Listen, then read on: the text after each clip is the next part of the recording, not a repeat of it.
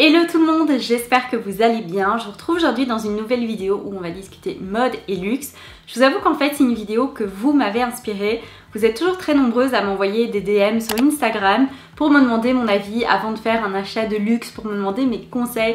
Je vous avoue que j'adore ça, j'adore échanger à ce sujet avec vous, ça me fait toujours vraiment plaisir.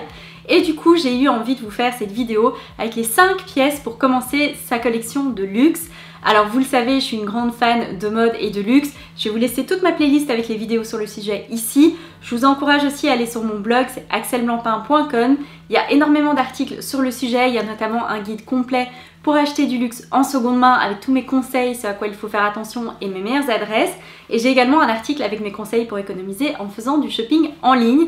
Mais du coup aujourd'hui j'ai eu envie de vous proposer 5 pièces beaucoup moins chères que certains sacs, certaines chaussures, certains vêtements, mais qui restent quand même de jolies pièces de luxe qui je pense vont vraiment vous plaire, dont vous allez profiter et que vous allez pouvoir garder des années et des années. Je vous propose qu'on commence tout de suite. Alors pour moi, la première catégorie, c'est la petite maroquinerie. Alors par petite maroquinerie, j'entends tout ce qui est petit portefeuille, tout ce qui est porte-carte, mais aussi tout ce qui est porte-clés. Pour moi, c'est des pièces que vous allez énormément utiliser. Moi, c'est des pièces que j'utilise au quotidien et rien à faire, ça me fait toujours plaisir quand je les sors de mon sac. C'est vraiment des très belles pièces qui restent luxueuses, mais qui sont pratiques, que vous utilisez au quotidien, que vous allez garder très longtemps. Pour tout vous dire, ceci, c'est la pochette clé de chez Louis Vuitton. Donc en fait, si vous voulez, c'est une sorte de porte-clés qui se range dans une petite trousse. C'est vraiment l'idéal pour stocker vos clés à l'intérieur de vos sacs sans risquer qu'ils griffent vos téléphones ou l'intérieur de vos sacs. Moi j'ai ma clé de voiture dessus. Pour tout vous dire, cette pochette clé, c'est un cadeau que j'ai eu quand j'avais 18 ans. J'ai maintenant 31 ans, c'est un objet que j'utilise au quotidien, il est toujours dans mon sac. Il m'a suivi à toutes les étapes de ma vie. Quand j'habitais en appartement, j'avais les clés de mon appartement dessus. Maintenant j'ai la clé de ma voiture. Ça, c'est un objet qui est parmi les moins chers chez Louis Vuitton. Je me demande même si c'est pas l'article le moins cher chez Louis Vuitton. On est aux alentours de 150 €. Vous avez toutes les déclinaisons possibles. Vous en avez en toile monogrammée, vous en avez en cuir. Donc c'est vraiment une très belle pièce. Une autre pièce que je vous conseille, c'est un porte-carte. C'est vraiment très pratique au quotidien. Rien à faire, on utilise de moins en moins de cash. Donc vous allez pouvoir stocker toutes vos cartes, ça va être carte d'identité, permis de conduire, carte de crédit, etc. Vous avez très souvent une petite poche au centre pour mettre quelques billets si vous avez un petit peu de cash. J'en ai un de chez Furla. Furla, c'est vraiment une très belle marque. Si vous avez envie de vous offrir du luxe sans pour autant vous ruiner, la qualité est très belle. Ça, c'est un porte-carte que j'ai depuis des années. Un autre que j'ai également depuis des années, c'est un achat à l'outlet Prada. C'est celui-ci, je l'ai vraiment beaucoup utilisé. Vous pouvez y stocker énormément de cartes. Sinon, je vous conseille aussi tout ce qui est petit portefeuille dans ce genre-là. C'est vraiment très pratique, c'est techniquement des porte-monnaies, mais vous pouvez y rentrer des cartes ou des billets sans aucun problème. Et puis enfin, j'adore ce modèle-ci. Alors techniquement, chez Chanel, c'est vendu comme étant un porte-carte. Moi, je l'utilise comme portefeuille au quotidien. C'est le portefeuille que j'utilise tous les jours. J'ai mes cartes dedans, j'ai un petit peu de cash, j'ai quelques médicaments, j'ai vraiment tout mon nécessaire. C'est une pièce que j'adore et ça vous permet de ne pas casser le budget comme pour vous acheter un sac ou une plus grosse pièce, tout en restant sur des articles de luxe qui sont très beaux et que vous allez garder des années. Alors je me suis fait un petit copion sur mon téléphone pour vous donner les meilleures infos possibles. Chez Chanel, on est aux alentours de 330 € comme premier prix pour un porte-carte. Chez Gucci, on va être à 195 pour un porte-carte et à 350 pour un petit portefeuille. Chez Saint Laurent, et ça c'est vraiment mes modèles coup de cœur, je vais vous mettre les liens dans la barre de description, on est sur 195 € pour un porte-carte. J'ai oublié de vous dire, je vais aussi vous faire une sélection complète sur le blog, il y aura un article complet avec à chaque fois la catégorie de produits que je vous recommande, mes recommandations neuves mais aussi mes recommandations en seconde main. Vous savez à quel point j'adore le seconde main, souvent il y a de très belles affaires à faire. Donc je vous mettrai tout ça sur le blog. Et enfin chez Louis Vuitton, on commence aux alentours de 150 €. La deuxième catégorie qui pour moi vous permet de vous faire plaisir sans pour autant vous ruiner, ce sont les lunettes de soleil. Moi je suis une grande fan de lunettes de soleil, j'en porte très souvent. J'ai les yeux très sensibles mais au-delà de ça, j'adore porter des lunettes de soleil. Ici je vous ai sélectionné 2 modèles, vous allez très vite voir que j'adore les grandes lunettes. J'ai tout d'abord ce modèle-ci de chez Prada que j'ai depuis des années qui est brun. Et puis bien évidemment j'ai ma paire de Céline. C'est le modèle Audrey, celle-ci c'est un achat que j'ai fait en seconde main il y a des années, vous le savez, je les porte tout le temps, que ce soit sur Instagram, sur le blog, je vous en parle très souvent. Alors pourquoi je vous recommande des lunettes de soleil de luxe? C'est parce qu'en fait si vous prenez un modèle qui est assez intemporel, qui est assez classique, c'est quelque chose que vous allez garder durant des années et des années. Mais c'est aussi un article sur lequel vous pouvez faire de vraies belles affaires parce que les lunettes de soleil, c'est quelque chose qui est soldé de nombreuses fois par an. c'est des collections très éphémères. Alors évidemment, il y a des modèles qui sont permanents, mais tout ce qui est modèle saisonnier, vous allez vraiment pouvoir faire de très belles affaires au moment des soldes d'hiver ou des soldes d'été, parce que contrairement à ce qu'on pense, il y a beaucoup de modèles de lunettes de soleil en hiver pour les sports d'hiver et pour les gens qui partent en vacances dans des destinations tropicales, donc vous allez vraiment pouvoir faire de belles affaires. Y compris en seconde main, moi j'ai trouvé celles-ci, elles étaient comme neuves, la qualité est vraiment au rendez-vous. Je vous conseille aussi la marque Ray-Ban que je suis sûre vous connaissez tous. Pour moi ça reste quand même une marque de luxe mais la qualité est vraiment topissime. Chez Ray-Ban on commence avec des paires aux alentours de 120-140 €. Chez Stella McCartney qui fait de très belles lunettes, j'ai un modèle de chez elle depuis des années, la qualité est vraiment top. On est aux alentours de 180 €. Chez Givenchy, chez Gucci et chez Balenciaga on commence à 200 €. Et chez Fendi, Celine et Chanel on commence aux alentours de 300 €. Alors pour moi la troisième catégorie de produits pour investir, pour commencer votre collection sans se ruiner directement, c'est une jolie ceinture en cuir. Moi je vous avoue que c'est quelque chose que j'adore avoir dans ma garde-robe. Alors je suis pas du tout le genre de personne qui porte une ceinture au quotidien, je suis rarement en jeans au quotidien, j'aime bien porter des robes comme celle d'aujourd'hui, j'aime bien avoir des jupes ou des pantalons un petit peu confortables. Donc c'est vrai que les ceintures c'est pas quelque chose que je porte au quotidien et pourtant je vous le recommande vivement. Parce que c'est un investissement que vous allez garder des années et des années. Pour tout vous dire, ma ceinture Hermès qui est ici, je l'ai depuis mes 16 ans. Donc ça fait 15 ans qu'elle est dans mon dressing. J'ai une petite astuce que je vais vous dévoiler tout de suite. Mais parlons tout d'abord de ce modèle-ci de chez Gucci. Alors chez Gucci, on commence aux alentours de 290 €. Celle-ci, c'est le modèle marron, la plus fine des deux. En fait, marron, c'est ce logo Gucci, ce monogramme Gucci un petit peu vieilli, un petit peu vintage. Ici, on est à 320 €. Ça, c'est vraiment un des modèles que je vous recommande le plus. Alors oui, ça a été une pièce très à la mode, mais pour moi, elle le reste. Ça reste vraiment une pièce intemporelle.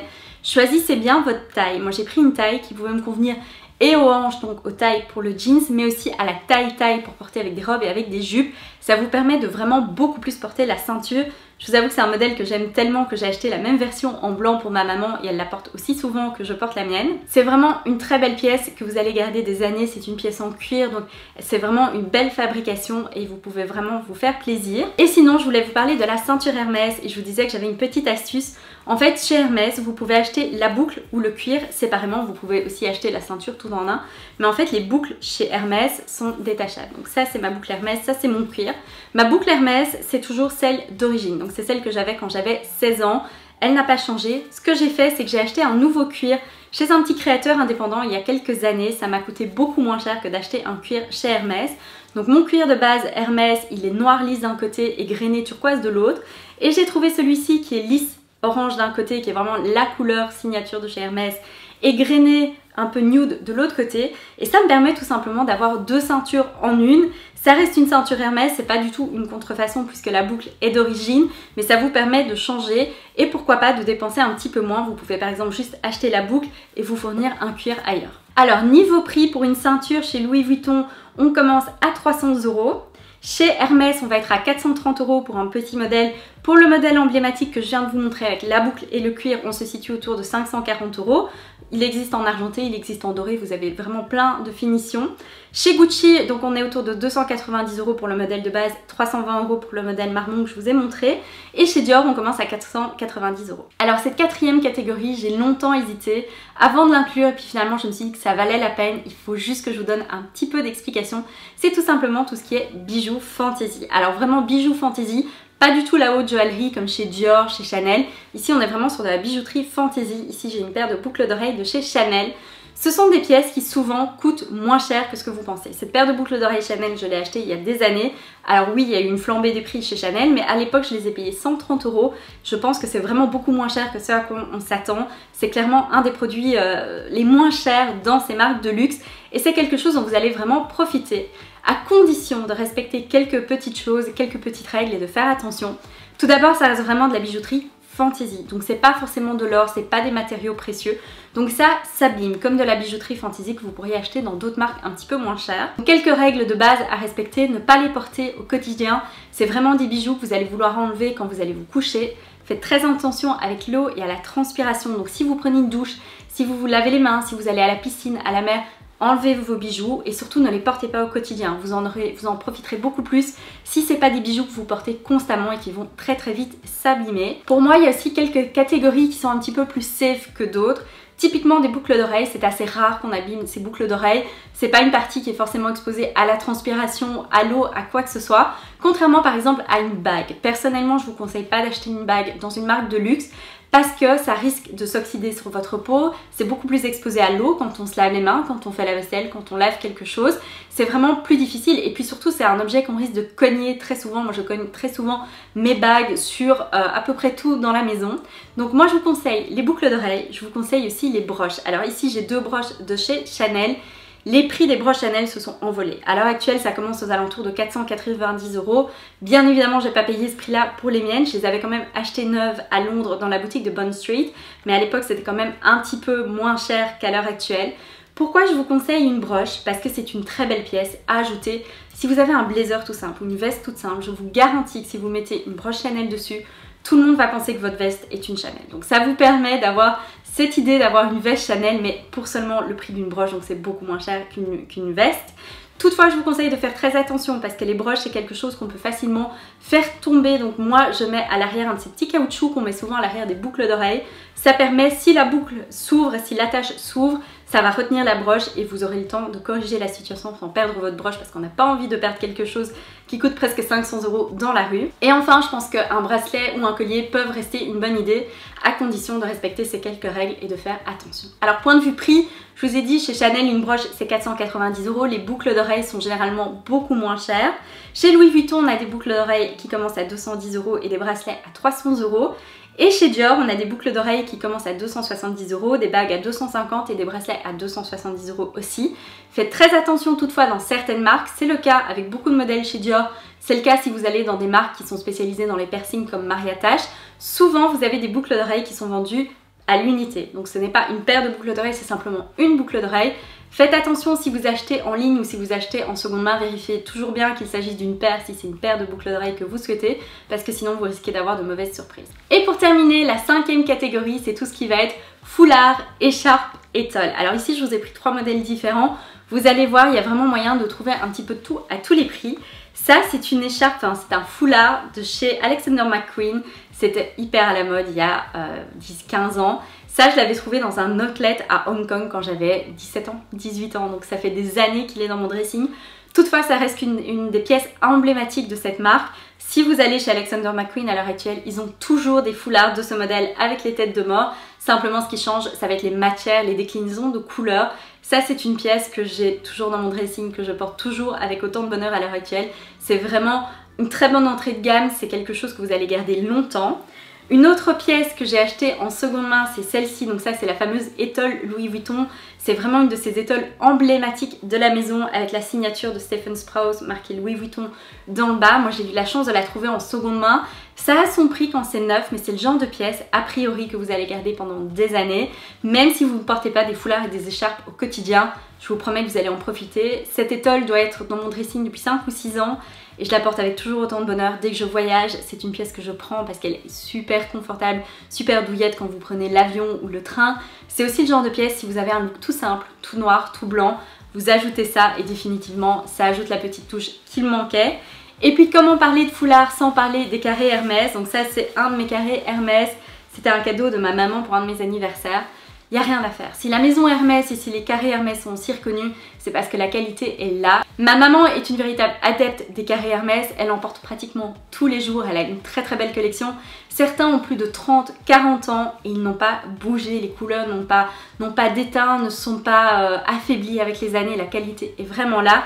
C'est une très belle pièce que vous pouvez aussi porter de nombreuses façons différentes, que ce soit en foulard, vous pouvez les porter à la taille, dans les cheveux, autour d'un sac. C'est vraiment une pièce qui est très très versatile, que vous allez pouvoir porter de nombreuses façons différentes. Et alors point de vue prix, chez Hermès pour les petits formats, donc les Twilly, ça c'est vraiment des tout petits foulards que vous allez pouvoir porter autour d'un sac, autour du cou, dans les cheveux ou autour d'un chapeau, c'est très très chic. On est aux alentours de 160 €. Les carrés commencent à 285 €. Vous en avez un petit peu à tous les prix selon les matières, selon les motifs, selon les dimensions. Chez Dior, pour un modèle similaire au Twilly, on est autour de 190 € et 250 € pour un carré. Chez Louis Vuitton, pour un petit modèle, on est aux alentours de 180 € et 400 € pour un châle monogrammé. Et chez Gucci, on commence à 135 € pour un petit format. C'est tout pour ma vidéo d'aujourd'hui. J'espère que ça vous aura plu, que ça vous aura aidé, que ça vous aura guidé pour faire un premier achat de luxe. N'hésitez pas à me dire dans les commentaires quel a été votre premier achat de luxe ou au contraire la pièce que vous avez sur votre wishlist et dont vous rêvez. N'oubliez pas d'aller checker sur le blog, il y aura tous les liens, il y aura toute une sélection, toutes les informations seront dans l'article. En tout cas, prenez soin de vous et moi je vous dis à la prochaine fois.